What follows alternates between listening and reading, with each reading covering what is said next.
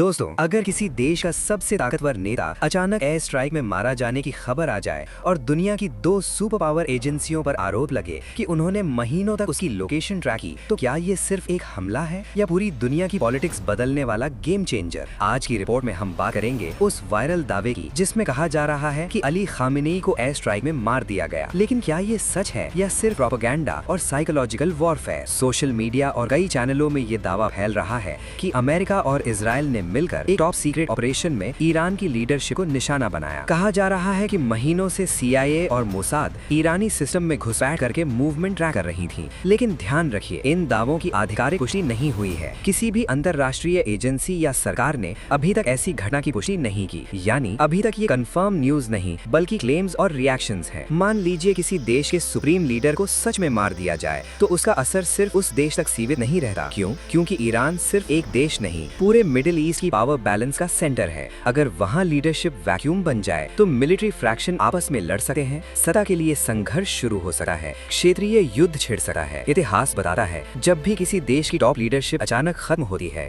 अक्सर गृह युद्ध या अस्थिरता शुरू हो जाती है। अगर ऐसा हमला सच होता तो क्या जवाबी हमला होता? संभव है, क्योंकि ईरान की सबसे ताकतवर सैन्य शाखा इस्लामिक रेवोल्यूशनरी कोर सीधे सुप्रीम लीडर को जवाबदेह होती है, और अगर वो प्रतिक्रिया देती तो निशाने पर होते अमेरिकी बेस, इजराइल के एयर बेस, तेल सप्लाई रूट, यानी असर सिर्फ युद्ध तक नहीं, ग्लोबल तेल कीमत, स्टॉक मार्केट और आम लोगों की जेब तक जाता। कई एक्सपर्ट्स मानते हैं कि ऐसी खबरें कभी कभी जानबूझकर भी फैलाई जाती हैं। उद्देश्य क्या होता है? 1. दुश्मन देश में डर फैलाना। 2. सेना का मनोबल गिराना। 3. जनता को भ्रमित करना। युद्ध सिर्फ बम से नहीं, सूचना से भी लड़ा जाता है। ईरान के राष्ट्रपति मसूद पेज़ेश्कियन ने हालिया बयानों में कहा कि उनके देश के खिलाफ कोई भी हमला बड़ा अपराध होगा और जवाब दिया जाएगा। दूसरी तरफ पूर्व अमेरिकी राष्ट्रपति डोनाल्ड ट्रंप ने बयान दिया था कि अमेरिका किसी भी तरह के खतरे का जवाब देने के लिए तैयार है, यानी दोनों तरफ से बयानबाजी जारी है। लेकिन ग्राउंड रियलिटी हमेशा बयान से अलग होती है। सच्चाई क्या है? 1. अभी तक कोई पुख्ता सबूत नहीं कि ईरान के सुप्रीम लीडर मारे गए। 2. इंटरनेट पर घूम रही ज्यादातर बातें अपुष्ट हैं। 3. असली स्थिति जानने के लिए आधिकारिक स्रोत का इंतजार जरूरी है। याद रखिए, आज की दुनिया में सबसे खतरनाक हथियार मिसाइल नहीं, गलत जानकारी है।